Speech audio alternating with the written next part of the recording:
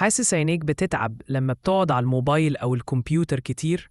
ده بسبب إجهاد الشاشات اللي بيحصل لما نور الشاشة بيأثر على عيونك لفترة طويلة.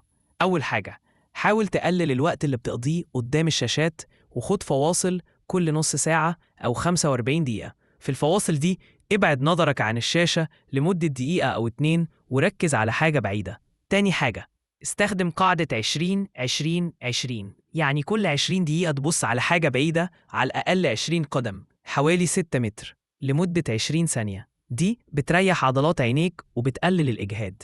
كمان ضوء الشاشة لازم يكون مش ساطع قوي، حاول تقلل سطوع الشاشة أو استخدم الوضع الليلي لو متاح.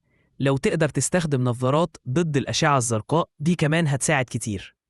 وبلاش تستخدم الشاشات قبل النوم عشان نورها بيأثر على نومك وجودته. جرب النصايح دي وهتحس بعينيك مرتاحة أكتر وإنت بتستخدم الأجهزة. لو كان الفيديو مفيد ليك اعمل لايك وما تنساش تشترك في القناة.